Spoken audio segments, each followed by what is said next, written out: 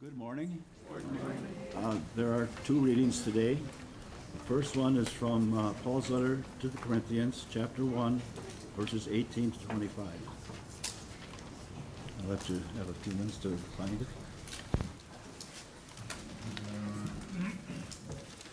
For the message of the cross is foolishness to those who are perishing, but to those who are being saved, it is the power of God. For as it is written, I will destroy the wisdom of the wise, the intelligence of the intelligent I will frustrate. Where is the wise man? Where is the scholar? Where is the philosopher of this age? Has not God made foolish the wisdom of the wise for the world? For since it is the wisdom of God, the world through him was created. God was pleased, though the foolishness of what he was preached, to save those who believe. Then Jews demand signs, Greeks look for wisdom, but we preach Christ crucified, a stumbling block to Jews and foolishness to Gentiles, but to those whom God has called, both Jews and Greeks, Christ the power of God and the wisdom of God. For the foolishness of God is wiser than man's wisdom, and the weakness of God is stronger than man's strength.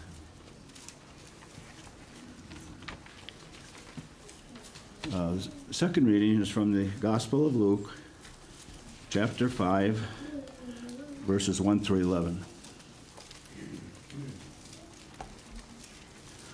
One day as Jesus was standing by the lake of Gennesaret, with the people crowding around him and listening to the word of God, they saw at the water's edge two boats left there by the fishermen who were washing their nets. He got into one of the boats, the one belonging to Simon, and asked him to put it out a little and from shore. Then he sat down and taught the people from the boat. When he had finished speaking, he said to Simon, "Put out into the deep water and let down the nets for a catch." Simon answered, "Master, we're working hard all night and haven't caught anything. But because you say so, I will let down the nets." When they had done so, they caught such a large number of fish that the nets began to break. So they signaled their partners in the other boat to come and help them. And they came and filled both boats so full that they began to sink. When Simon Peter saw this, he said at Jesus' knees, he fell to Jesus' knees, "Go away from me, Lord, I am a sinful man." For he and all his companions were astonished at the catch of fish they had taken. And so were James and John, the sons of Zebedee, Simon's partners. Then Jesus said to Simon, "Don't be afraid. From now on you will catch men." So they pulled their boats up to shore and left everything and followed him. That ends the reading. I'd like to invite children to come down if you would. It's my microphone, and I'm sorry. My bad.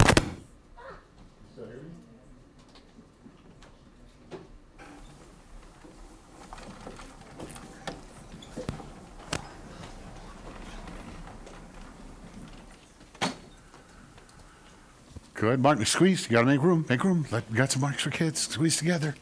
Squeeze together. Make room for them. Come on, make room for them. Squeeze more. Squeeze more. I'll sit on you.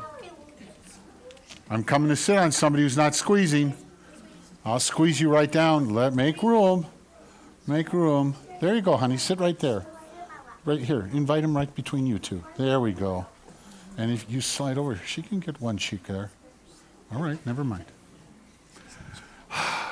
This is a wonderful problem. I'll get more chairs up front. That's all there is to it.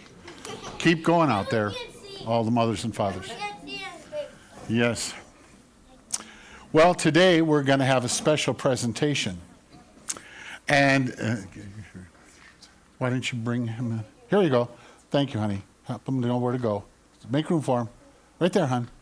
Look at that, between two good-looking girls. What a deal. All right. Okay. Today we have a presentation. And we're going to do it, and I'm going to use it as an example in my children's sermon and for my sermon. So we're going to put that all together for you. So I've asked Miss Mary if she would come up and tell us, we've been doing the library thing with the books, and I hope all of you continue to do that because you're really doing a wonderful job, but we want to do even more. But here we go.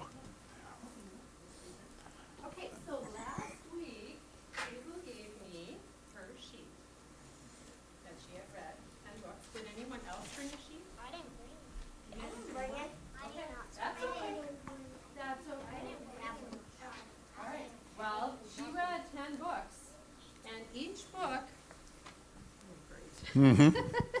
Each book that you read is going to give $1 Turn it up. into the Pet Memorial. Well, I can't do this. Yeah, all right.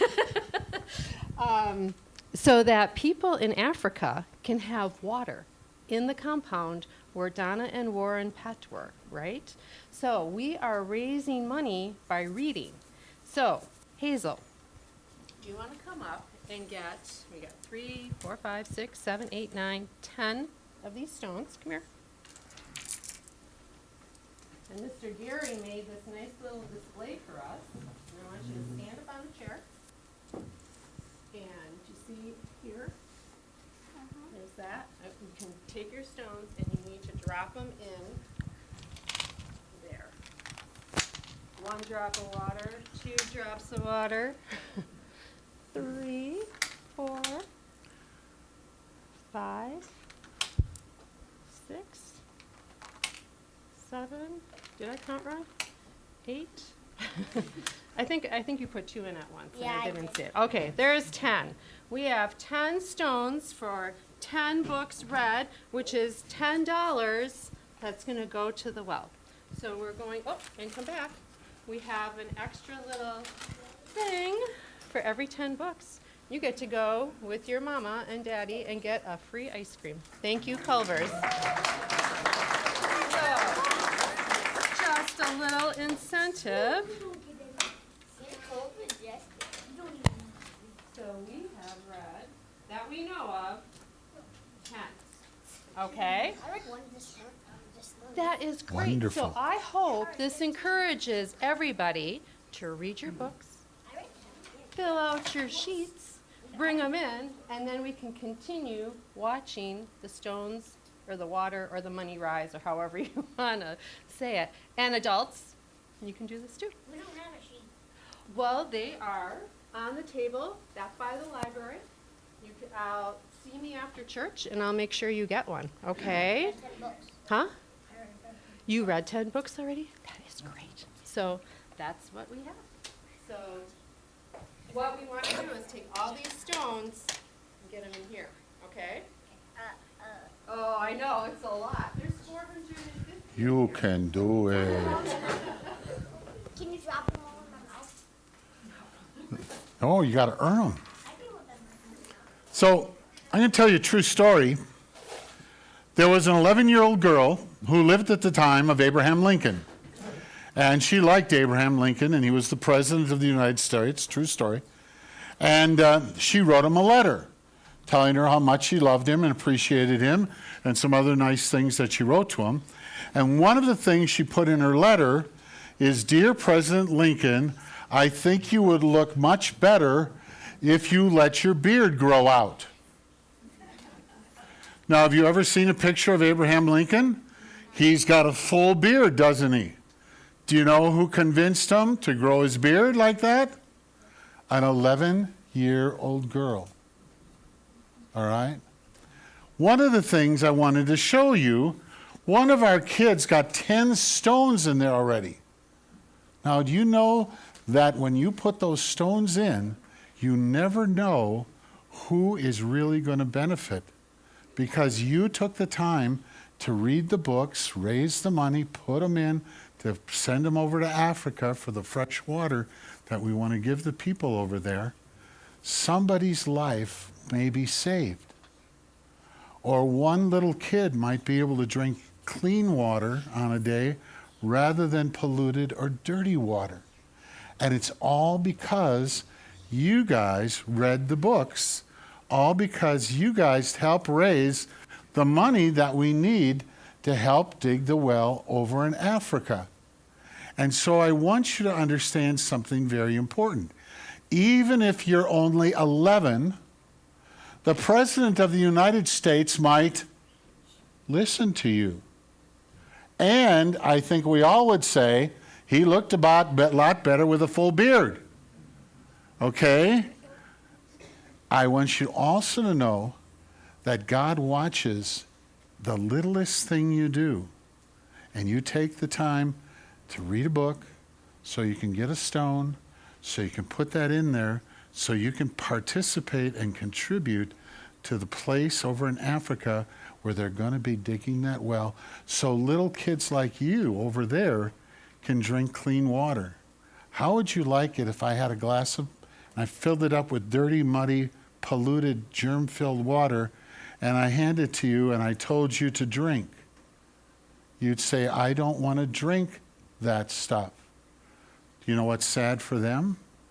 That's many times the only kind of water they get to drink. Do you know who are part of the people taking care of them right now and trying to find ways to take care of you guys? God too, yes. But you guys, you're actually doing that by what you're contributing up here in reading the books and all the other things you're doing. So I don't want you ever to think I'm too little, I'm too small, or I'm too young. Instead, I want you to remember an 11-year-old girl told the president some really good advice, and he followed it. You can do that too. Can you remember that for me? So as you put those stones in, remember there are people eventually over in Africa who will be getting to drink clean water, not dirty water. Can you remember that for me? Wonderful. Good. We got a crowd today. We got some goodies here for y'all. Can you two girls stand up? I'm going to put the bag right there. Stand up. Here we go. You can watch it for me. Miss Jen. Girls first. Girls first. You know the rule.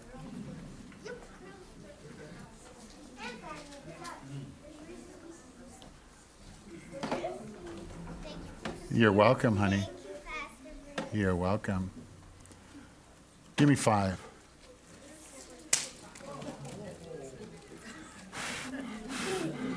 Good job. That was better. When your fist gets bigger, it won't be as easy. Like a big Yeah, something like that. All right, we got everyone get something. Come on up, honey. Come on. Look in there, grab something. I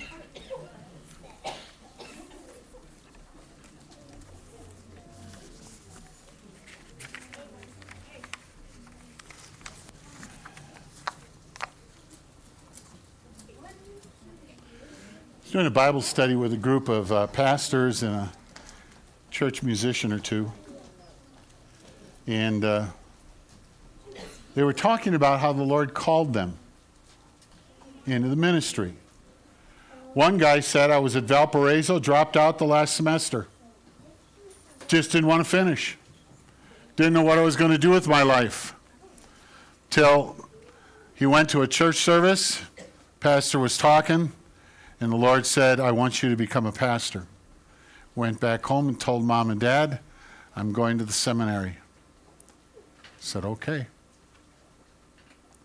Another one talked about the fact that he was in college, had absolutely no idea what he wanted to do. And finally, he decided that he wanted to become a pastor, that God was calling him. And everybody looked at him and laughed. And these, by the way, aren't me yet. I will. And he said, but I went and I became one and never regret it. And the neat thing. One of the guys said I was going again to Valparaiso at the time and just didn't know exactly what God wanted to do with him, but decided eventually to become a music major. And he became a composer, a musician, could play keyboards and all that kind of good stuff, and is doing really well. When God calls us, there's something individual going on. So I don't know, God wants you. Why can't you become a pastor? If I can make it, anybody can make it. All right? Stop walking around thinking you can't. All right? I didn't joke or wasn't joking when I talked about the 10 cents or the $10 that one kid has already raised. And I go, how much are you raising? Not to be mean, but to encourage you to step up. They say that people today in the churches are quick to say they'll volunteer, but they don't. I don't know if that's true or not, because you guys are really pretty good people with that overall. But I kind of understand that feeling that you can pick that up once in a while. And so as I was picking a text and I was looking at the different ones, I came across this text and I kept going, Lord, I know this is the right text. What do you want me to preach? And he spoke to my heart and he said, this is for you, Bruce.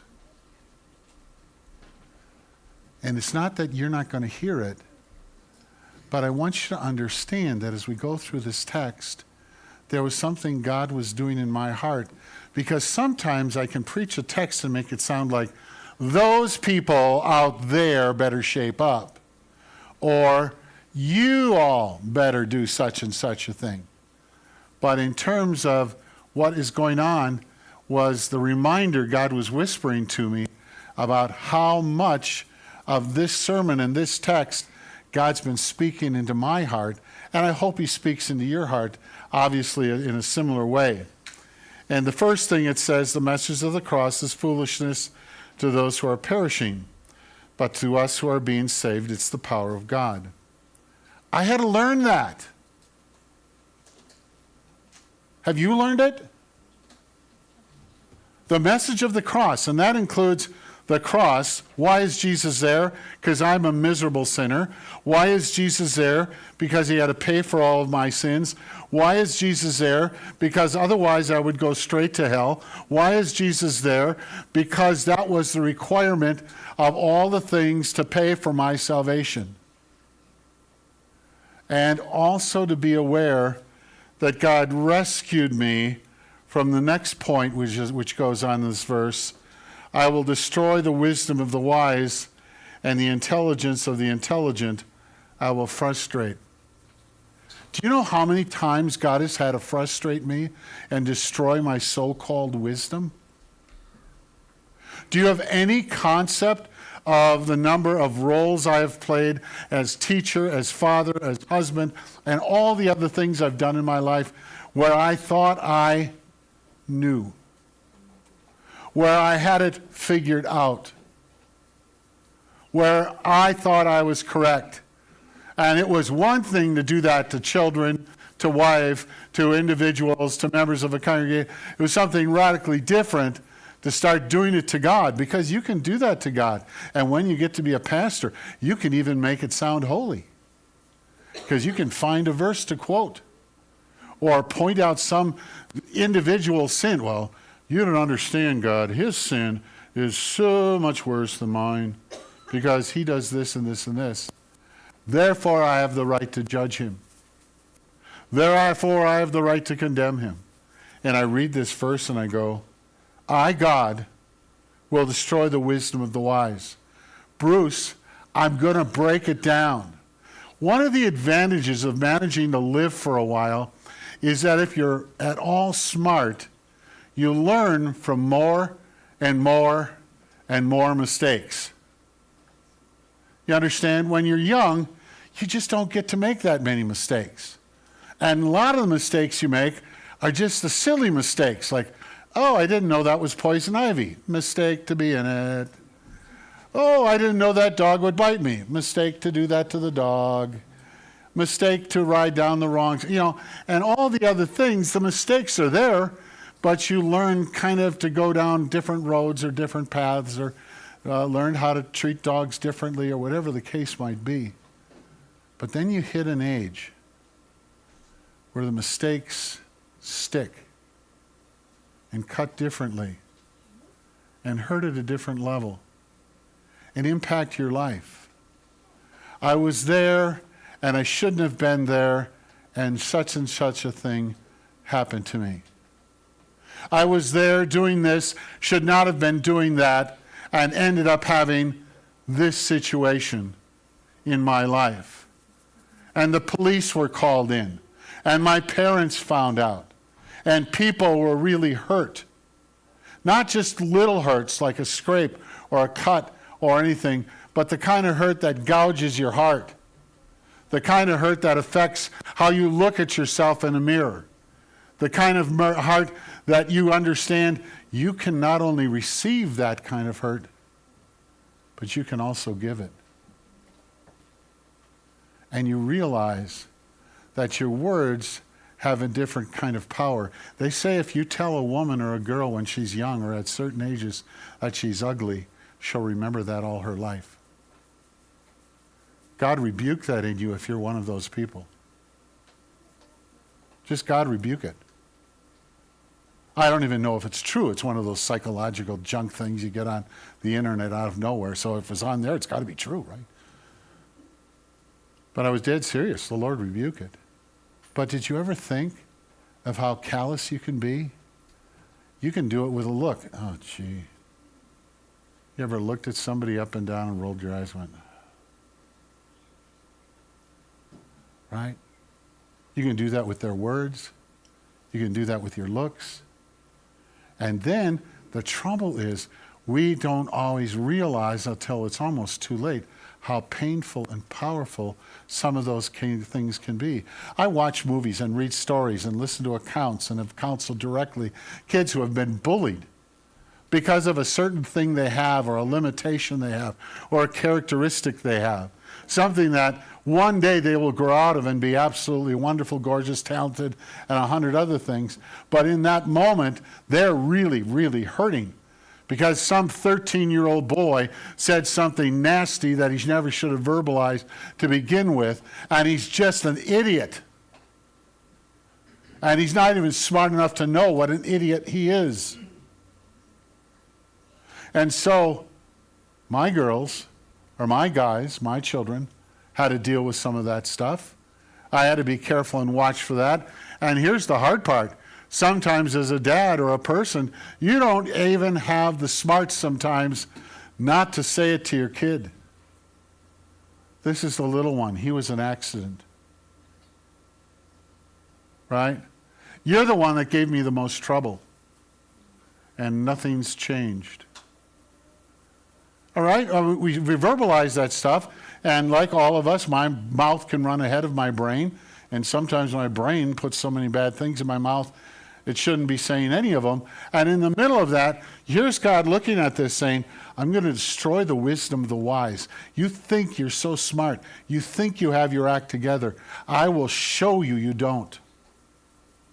I've always told you, when we had one kid, I thought I was a pretty good dad.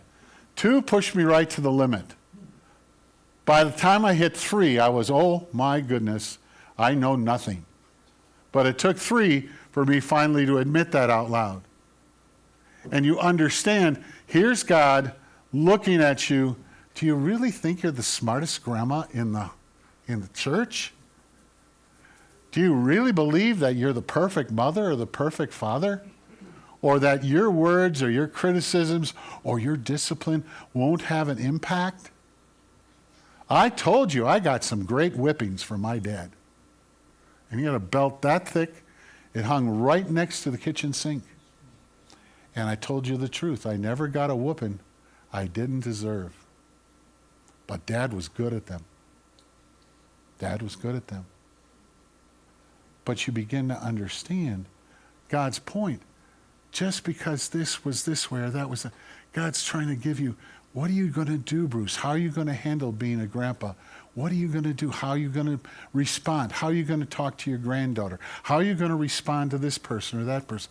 And that is obviously the challenge.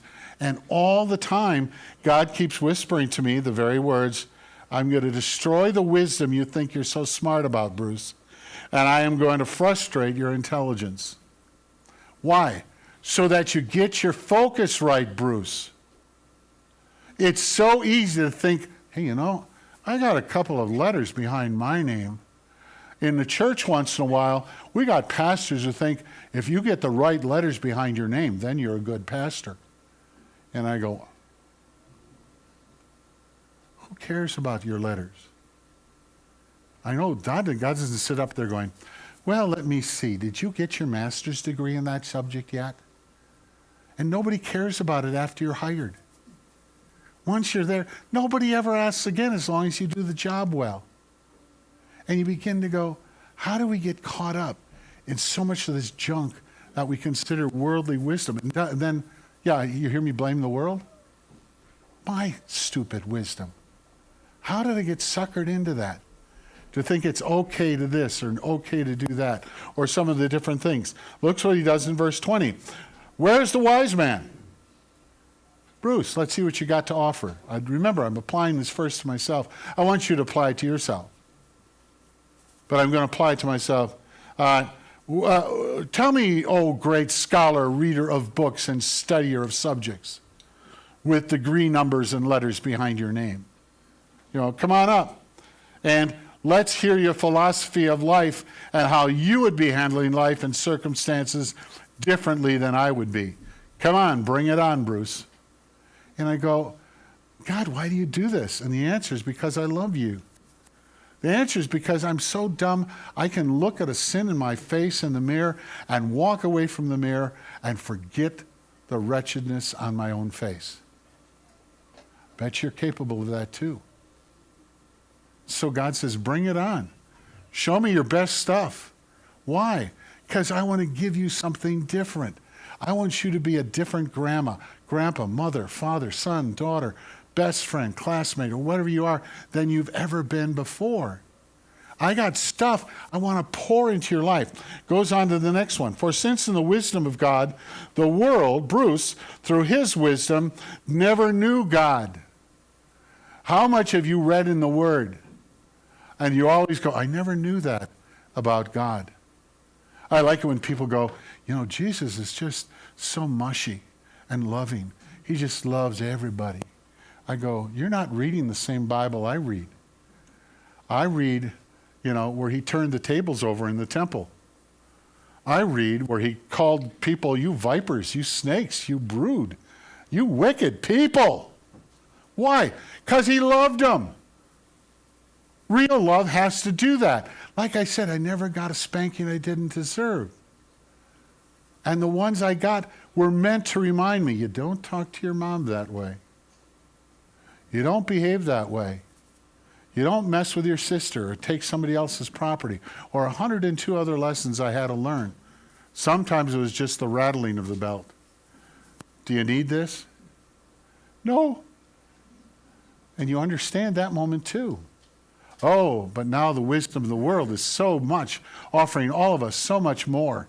If you feel like it, just do it. There is no wrongness. You can even question your personhood, your sexuality, and everything you want. And this world is brought into this mess now, and I'm going, do you listen to it? Does it influence you? Does it guide you along the different things? Look what else he picks up here. It goes this, for since the wisdom of the God, the world, through its wisdom did not know him, God was pleased through the foolishness of what was preached to save those who believe. Gideon, you got too many men. Could you get it down to 300 against 32,000? Can we talk about this, Lord? All right. And Joshua, I want you to run around, walk around Jericho, and then the wall, so just watch what happens. God, that's an awful lot of walking. You know what? My wife will be complaining the whole time. She doesn't like those walks. And right, I go, my goodness, Goliath was big. God, you know how small I am? I'm the runt of the family. And everyone makes fun of my red hair. And I go, yeah? Get out there and take him out. Samson, here's a jawbone of a donkey. See what you can do with it. And he killed several thousand people with it that needed to be killed. God doesn't do it Bruce's way. Bruce's wisdom doesn't match up to God's wisdom. God is doing things in my life and through me with people that I can't even begin to comprehend. And if that is what he's doing with me, I am going to guess he's doing something similar with you. And within the framework of that, I'm constantly reminded, forgive the way I've forgiven you. I'm constantly reminded, not my way or not my will, but yours be done, Lord. I'm constantly reminded it's not by might and not by power, but by the work of God, the grace of God. the power of God. That's where you and I have to live. This message is for us, where it begins to go, the little phrases, Jews demand miraculous signs. Have you never wanted a miracle? I wanted them. Still do. Dear Lord, this person's really sick. I really like a miracle right now so I could preach about miracles. Right? I think that almost sounds holy, doesn't it? I can convince myself that was sincere and faithful and good and holy-ish. And we're all capable of that. And we look at the next line. It goes, Jews demand miracles, and it says, and the Greeks look for wisdom. I want this to make sense to me. Why did this happen in my life? Why is this happening in my church? Why is this happening to people I love and care about? The why questions, right? It's got to fit my logic. It's got to fit my plan. It's got to fit my organization. This is not the way I thought it was going to come down. Yeah, Bruce, I didn't ask you. Really sorry about that. Well, do you think you can get away with this? No, I guess you can try and beat me down if you want. And I go, who is the foolish one? Me.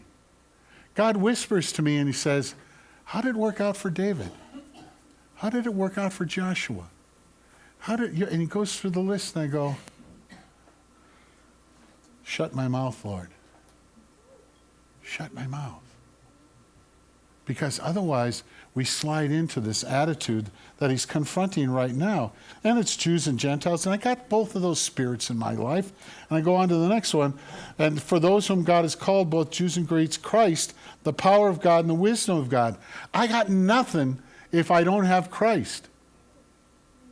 You can always tell a good sermon from a bad sermon by the quality of information responded to and brought up about Christ and the cross and the gospel message and the fact that when you go and talk about your own salvation or give your own testimony, don't use the word I.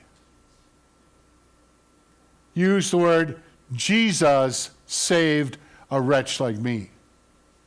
Jesus knew my prayer before I even asked. Jesus was willing to listen to my whining, my moaning, and complaining.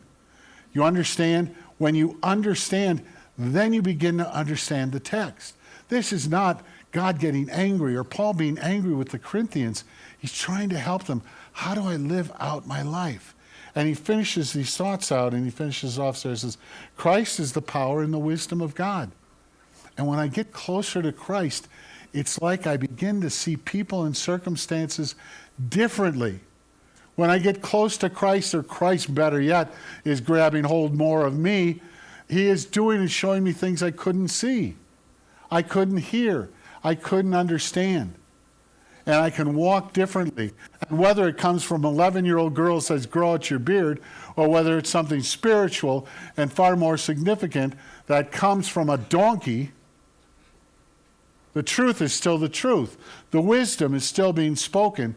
And in the power of God, you can be given the opportunity to hear it and listen to it.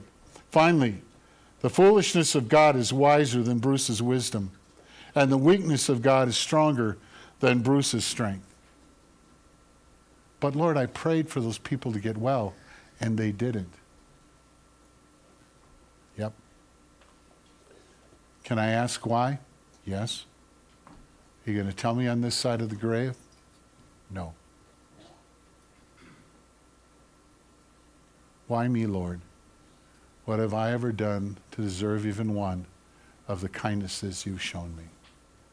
The wisdom of God eventually takes me to that path, to that point, and I begin to understand I haven't begun to see the world, my wife, my husband, my children, through the eyes of Jesus. And all of my wisdom I pile up there sometimes just needs to be shattered, broken down, and uprooted so God can replace it with his wisdom. I got all kinds of solutions, but I've always found God works in ways that I can't comprehend. All of a sudden, somebody walks up and says, we want to donate some additional money for the well over in Africa and double what the kids can earn in the reading of their books. And I go, and the doors open and people are there and situations present themselves And Mark was sharing some really neat testimony about some of the wonderful things God was doing for him and his family out there in Colorado. And we were just celebrating together like a couple of grandpas, just thanking God that he does hear our prayer and he is working on our kids. And we're trusting that God is working more diligently than we can possibly work. Why? Because my wisdom is not your wisdom, Bruce. My ways are not your ways. And so in the middle of it, I go, have I been insulted in this text? Not at all. I've been talked to. How do you want to live, Bruce? With your wisdom? No, Lord. Because I can't even see a person's heart. And I can't see what they're really doing. And I get so mixed up. I transfer my feelings to people. I make excuses for how I talk to people. I rationalize. I justify. I don't need that part of my personhood, my life, or my personality to control me. Lord, have mercy on me and make me merciful to people around me. We pray this in your name, Jesus. Amen.